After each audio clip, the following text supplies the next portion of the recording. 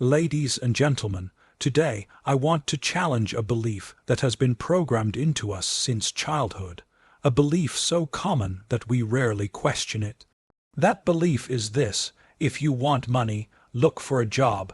Wealth does not chase desperation, and this single truth changes the way money behaves around a person more than any resume, degree, or job application ever could.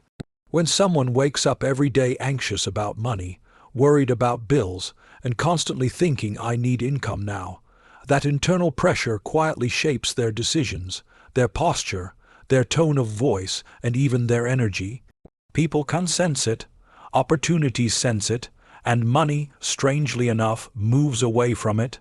This is not mysticism alone, it is practical reality. Desperation narrows thinking. It forces short-term decisions. It pushes people to accept low-value exchanges just to survive, locking them into cycles where they are always chasing, never attracting. Wealth responds to value because value is stable. A person who creates value is not frantic. They are focused, they are calm, they are absorbed in solving something useful. That calm confidence signals reliability, competence, and trust. When someone is desperate, they ask, "What can I get?" When someone is valuable, they ask, "What can I give, improve, or fix?" This difference alone determines whether money feels scarce or abundant in a person's life. Desperation also distorts self-worth. When someone believes they need money to survive, they unconsciously lower their standards. They accept underpayment, disrespect, or meaningless work because fear is louder than dignity. Over time, this conditions the mind to associate money with stress instead of service. Wealth, however, flows most freely where there is self-respect. People pay more willingly when they sense that you are not begging for the transaction, but offering something that stands on its own merit. Another reason desperation repels wealth is that it kills patience. Real wealth is rarely instant.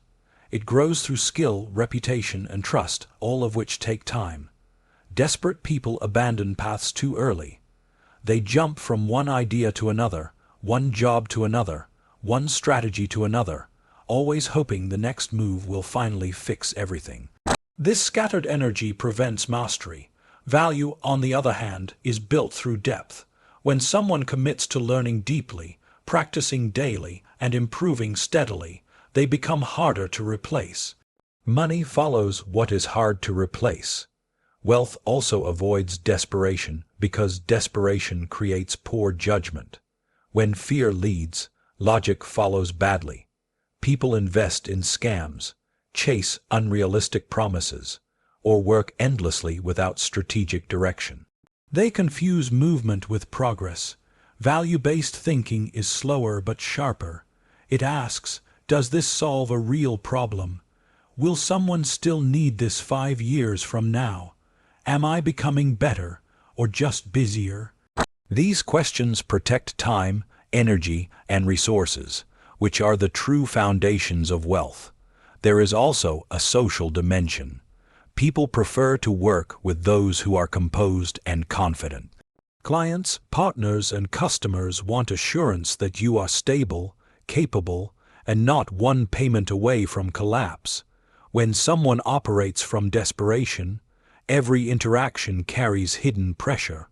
When someone operates from value, interactions feel clean. The exchange is mutual, not forced. This is why people who don't seem to need money often attract it more easily. Their lack of desperation makes others feel safe. Importantly, rejecting desperation does not mean rejecting effort. It means changing the internal driver from fear to purpose. Hard work fueled by fear leads to burnout. Hard work fueled by value leads to growth. When effort is aligned with improvement, learning, and contribution, it compounds. Each day builds on the last. Even if money is slow at first, capability is increasing. Eventually, capability demands compensation. To step out of desperation, one must shift focus from outcome to input. Instead of obsessing over how much money is coming in this month, focus on what is being built: skill, reputation, discipline, and usefulness. These are assets. They do not disappear when a job ends or a market shifts. They travel with you. When you possess assets like these, money becomes a response, not a goal.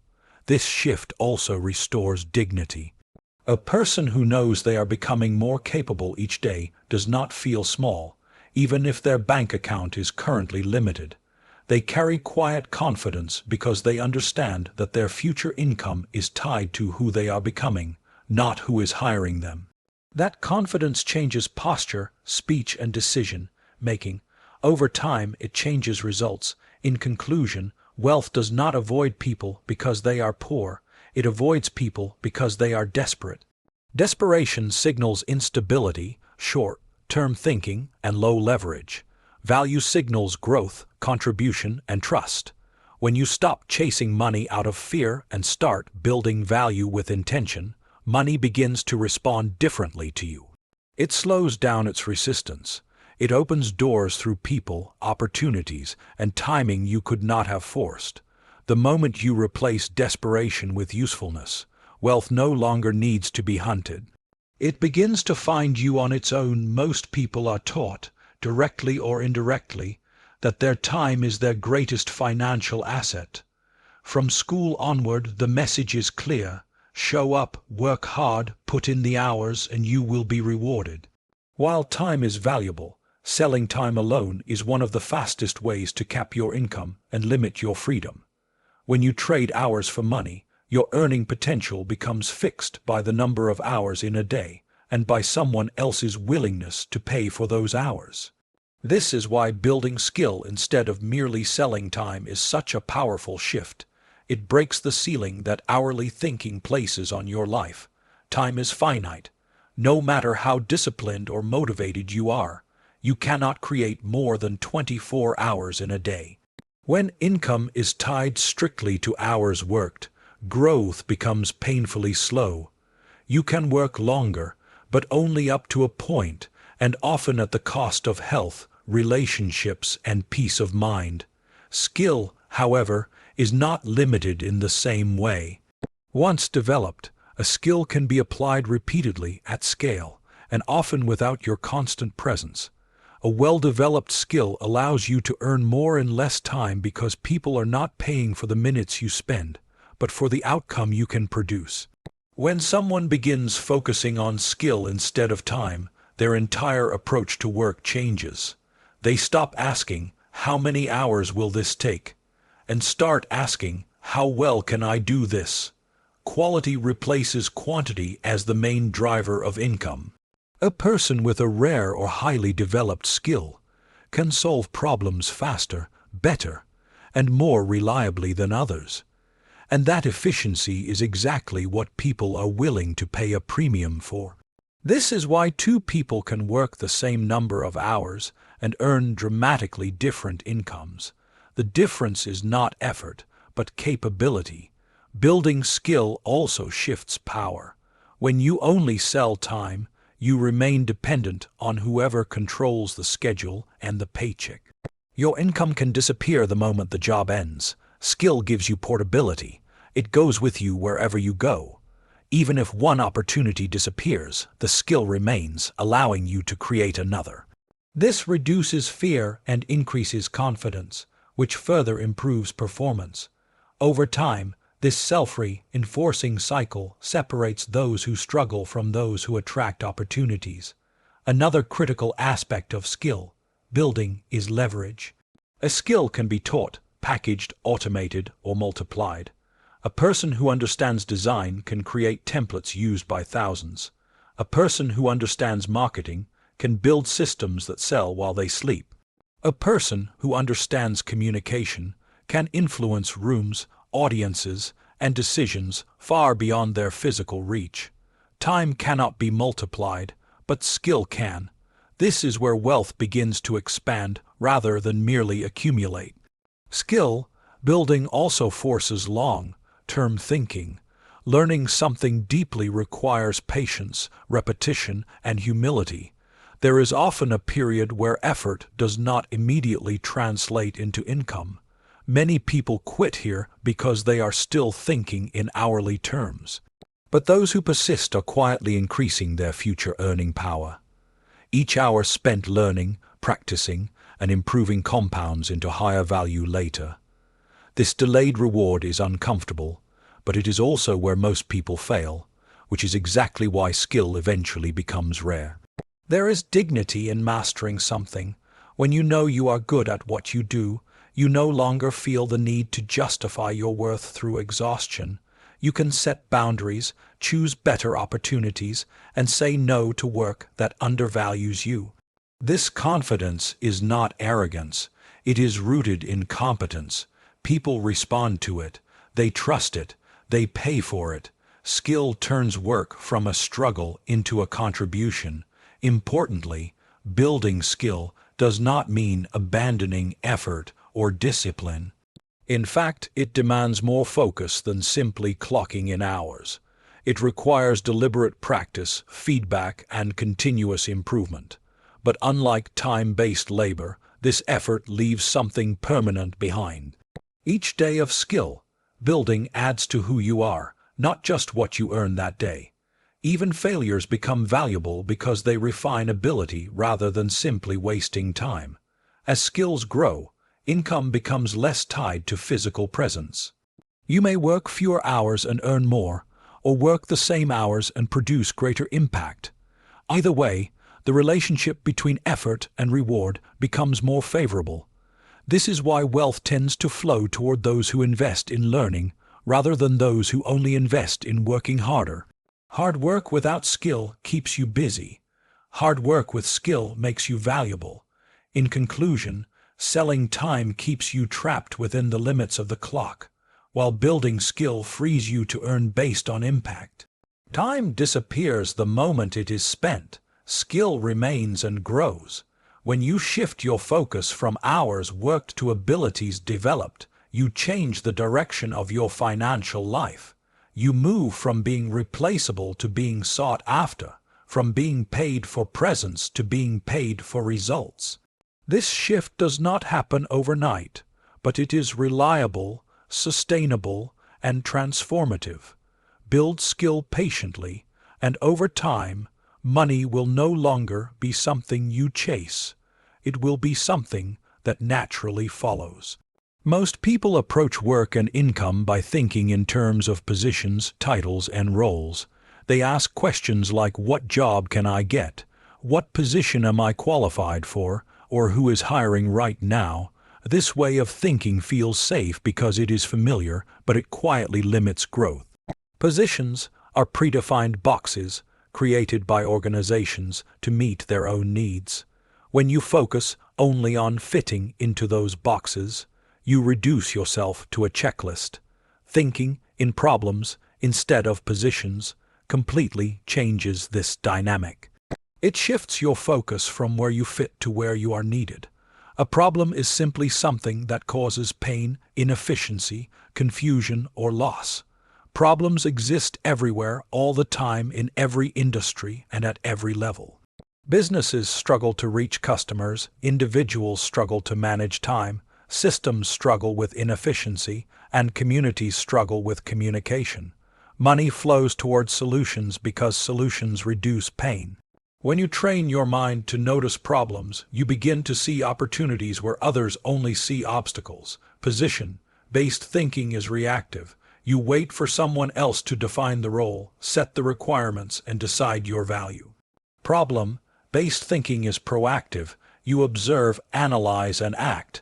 Instead of waiting to be chosen, you choose where to contribute. This alone puts you ahead of most people because it removes dependency on external permission. You no longer need a job title to justify your work. The problem itself justifies it. When you think in problems, you stop competing with hundreds of applicants for the same role. Competition is highest where value is generic. But problems are often specific and underserved. Two companies may both need marketing, but their actual problems are different. One may struggle with visibility, another with trust, another with conversion. A person who understands the real problem can offer a tailored solution, which immediately increases perceived value. People pay more for precision than for general effort. This mindset also deepens learning. Instead of acquiring skills in isolation, you learn in context. You ask, what skill helps solve this problem better? Learning becomes practical, not theoretical. Each new ability has a purpose, which accelerates mastery. Over time, you become known not for what your title is, but for what you fix. Reputation built around problem solving is far more powerful than any resume. Thinking in problems also builds resilience. Positions can disappear overnight due to budget cuts, automation, or market shifts. Problems rarely disappear, they evolve. As long as people have goals, limitations, and frustrations, problems will exist. If you are oriented towards solving them, you remain relevant even as environments change. This adaptability is a form of security that no job title can provide. Another important shift happens internally. Position-focused thinking often ties self-worth to status. When a title is lost, confidence collapses. Problem-focused thinking ties self-worth to contribution. As long as you can help, you remain valuable. This stabilizes identity and reduces fear. You are no longer defined by where you work, but by how you think and what you can improve. Problem solving also encourages initiative. Instead of saying, "That's not my job," you ask, "How can this be better?" This attitude is noticed quickly. People who solve problems become indispensable, even if they were not originally hired for that purpose. Many of the highest paid individuals in organizations are not those with the fanciest titles, but those who quietly make things work. They see what others overlook and act without being asked. As you consistently solve problems, opportunities begin to come from unexpected directions. People talk, they refer, they remember who helped when something was broken or unclear. Over time, your name becomes associated with relief, progress, and results. This reputation is one of the strongest magnets for wealth because it is built on trust. Trust shortens decision-making and increases willingness to pay. Thinking in problems also sharpens focus. Instead of spreading energy across vague ambitions, you concentrate on specific outcomes. This clarity makes effort more effective. You know what success looks like because the problem defines it. Progress becomes measurable, which fuels motivation and improvement. Small wins accumulate into large impact. In conclusion, shifting from position-based thinking to problem-based thinking transforms how wealth finds you. Positions ask you to fit in. Problems invite you to stand out. Titles restrict. Solutions expand. When you train yourself to notice pain points, inefficiencies, and unmet needs, you step into a role that cannot easily be replaced. Over time, people stop asking what your job is and start asking for your help. That is the moment when money stops being something you chase and becomes something that naturally follows the value you bring into the world. Most people approach money with the expectation that payment should come first and effort second. They want assurance before contribution, security before service, and reward before risk. While this mindset feels logical in a world shaped by salaries and contracts, it quietly blocks the flow of wealth. Creating value before expecting money reverses this pattern and aligns you with how abundance actually works. Payment is not the cause of value, it is the response to it. When this truth is understood deeply, behavior changes and with it, results change. Value is anything that makes life easier, clearer, faster, safer, or better for someone else. It can be knowledge, effort, organization, creativity, or problem solving. When you focus on delivering value first, you shift your attention away from fear and toward usefulness. This immediately improves quality. Work done for the sake of contribution carries a different energy than work done merely to get paid. It is more thoughtful, more precise, and more sincere. People sense this difference, and they respond to it with trust. Serving first builds credibility. When someone experiences benefit before being asked for money, skepticism drops. The relationship starts from goodwill instead of negotiation. This is why free samples work, why advice builds authority, and why generosity often leads to opportunity. It is not because people are obligated to pay you back, but because value creates psychological momentum.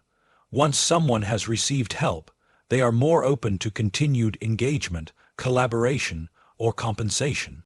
This principle also trains patience. Immediate payment is comforting, but it often keeps effort small and safe. Serving first requires belief in your ability and in the long-term return of your actions. It encourages you to think beyond the transaction and toward relationships, systems, and reputation. Over time, these intangible assets become far more powerful than quick cash. Reputation alone can open doors that money cannot buy. Creating value before payment also refines skill. When money is not the immediate reward, the focus shifts to mastery. You pay attention to outcomes, feedback, and improvement rather than just completion. This accelerates growth.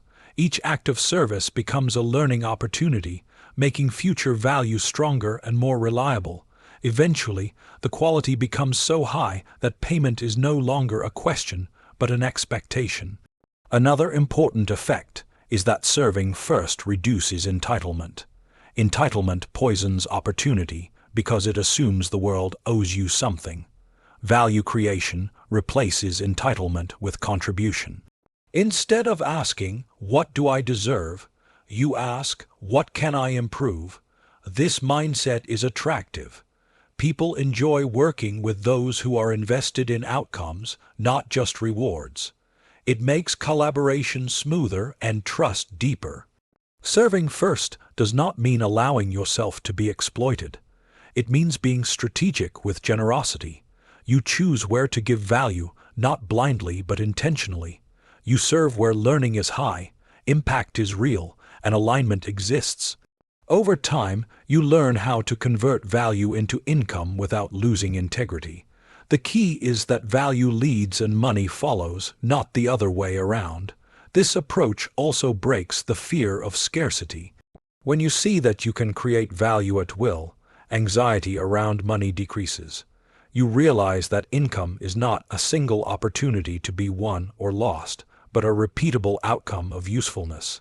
This confidence changes how you negotiate, how you choose projects, and how you handle setbacks. You become less reactive and more deliberate. Serving first builds long-term leverage. One act of value can create many future returns through referrals, testimonials, trust, and experience. Money earned this way is more stable because it is supported by relationships and results, not just contracts. Even when payment is delayed, the foundation is being laid for sustained growth rather than temporary relief. In conclusion, creating value before expecting money aligns you with the natural flow of wealth. Payment is not something you demand, it is something you earn through usefulness, trust, and contribution. When service becomes your priority, money becomes a byproduct rather than a struggle. This shift requires patience and discipline, but it builds something far greater than income alone. It builds reputation, confidence, and the ability to generate opportunity wherever you go. When you consistently lead with value, wealth does not need to be forced. It follows you naturally, because value always leaves a trail that money eventually finds. Many people spend their lives waiting to be chosen. They wait for approval, for permission, for someone in authority to recognize their potential and offer them an opportunity. This waiting feels safe, but it slowly drains ambition and confidence. Building something of your own breaks this pattern entirely. It shifts you from a passive position into an active one, where progress depends on action rather than permission. The moment you decide to create instead of beg, you reclaim control over your economic future. Building something does not have to mean launching a massive company or inventing something revolutionary. It can begin with a simple service, a small product, a system, or even a body of knowledge shared consistently. What matters is ownership. When you build something of your own, you are no longer fully dependent on external structures for income. You create a channel through which value can flow directly from you to others. This independence changes how you think, how you work, and how you carry yourself. Begging for opportunity places you in a position of weakness. It forces you to highlight your need instead of your value. Building something flips this dynamic. Instead of asking to be hired, you demonstrate usefulness. You show results, not requests. This attracts attention naturally. People are drawn to creators because creation signals confidence, initiative, and capability. Even small projects can speak louder than polished resumes. When you build, you also gain clarity. Ideas stop being abstract and become real through action. You learn quickly what works and what doesn't. Feedback becomes immediate and practical. This learning is far more powerful than theory because it is rooted in reality. Each attempt sharpens judgment and improves decision-making. Over time, this practical intelligence becomes one of your greatest assets. Building something of your own also creates momentum. Each small win fuels the next. Progress, even slow progress, builds belief. This belief is crucial because it sustains effort during difficult phases. When you rely solely on external validation, motivation rises and falls based on others' decisions. When you build, motivation is internal. You see evidence of growth with your own eyes. Another powerful effect of building is resilience. When income comes from a single source, fear dominates. When you own a system, service, or product, you diversify your security. Even if it starts small, it proves that income can be generated through your initiative. This reduces anxiety and increases demonstration of confidence. Ironically, this confidence often leads to better external opportunities as well, because you no longer appear desperate. Building also forces responsibility. When something is yours, excuses disappear. You cannot blame a boss, a company, or circumstances for lack of progress. This responsibility can feel uncomfortable, but it is also empowering. It pushes you to improve skills, manage time better, and think strategically.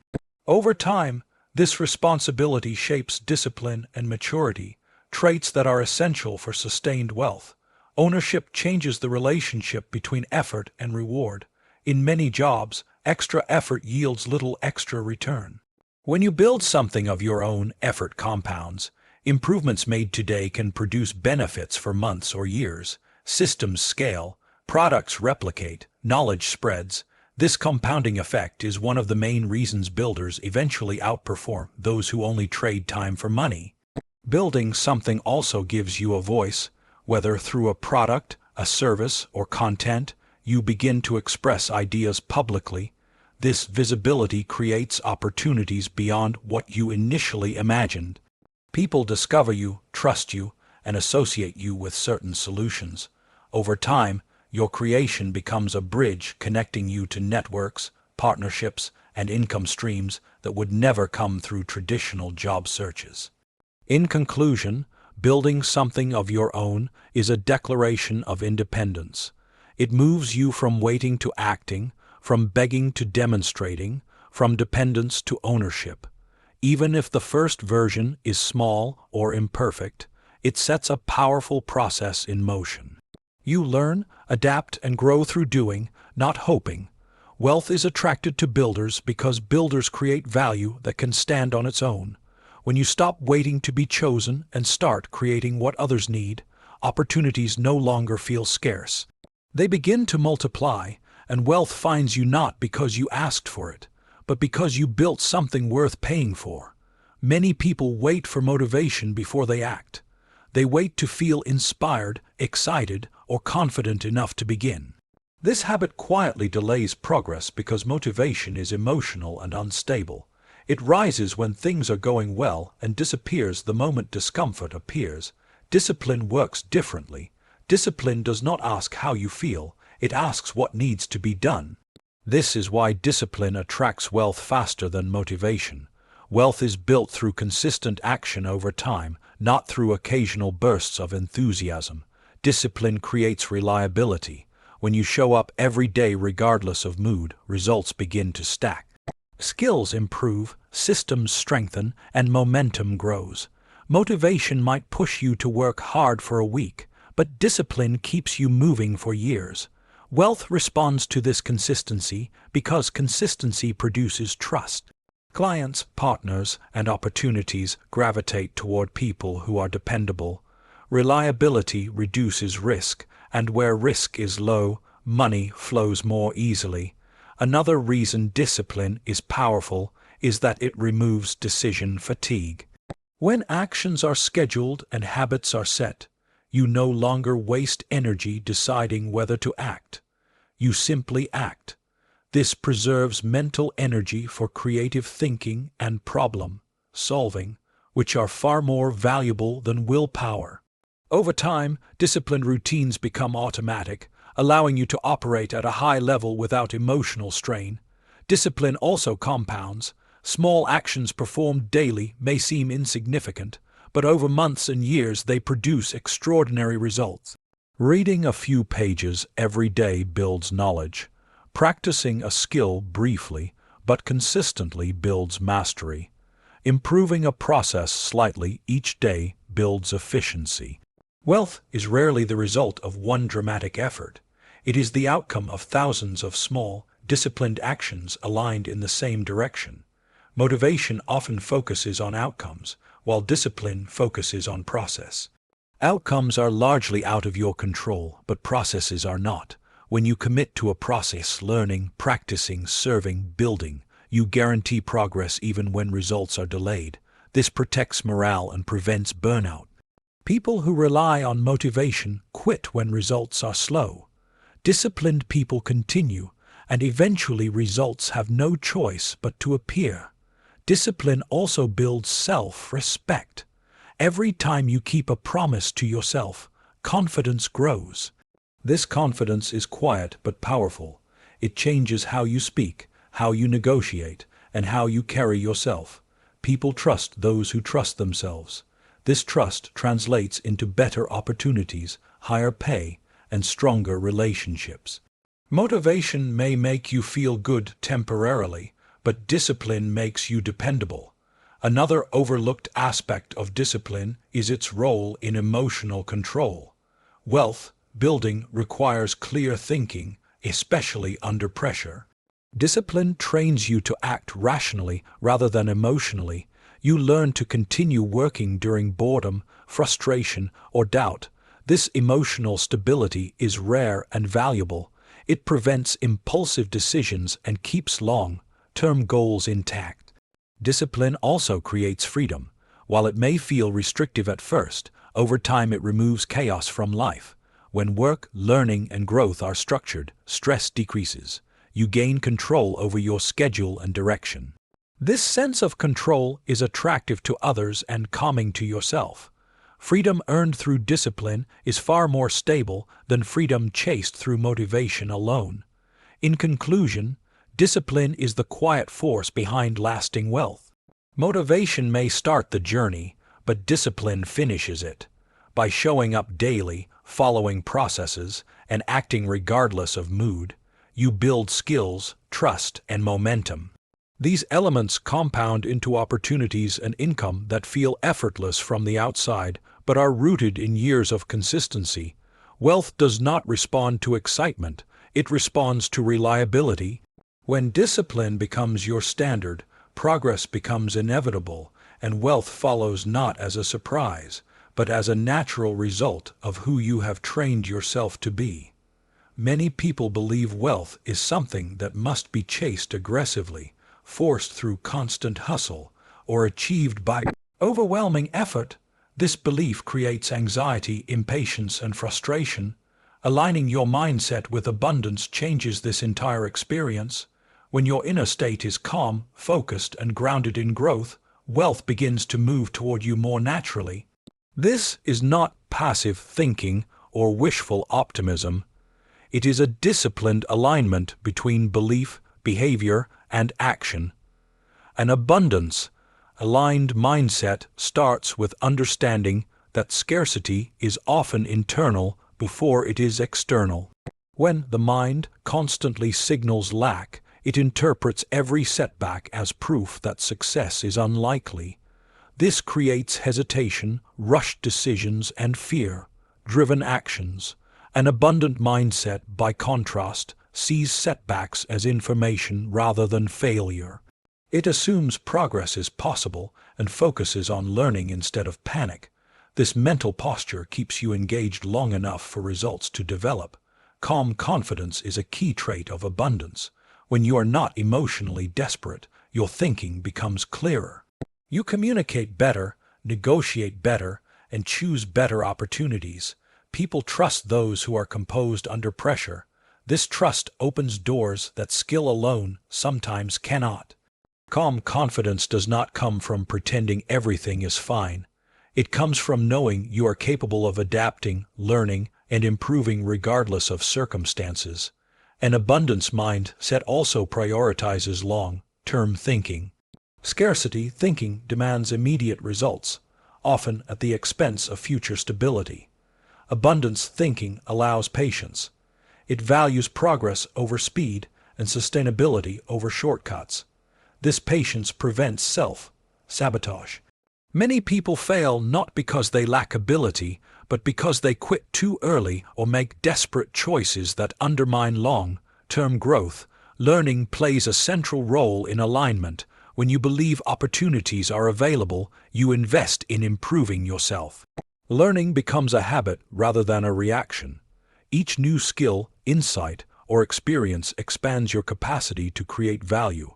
This growth reinforces confidence, which further strengthens abundance thinking.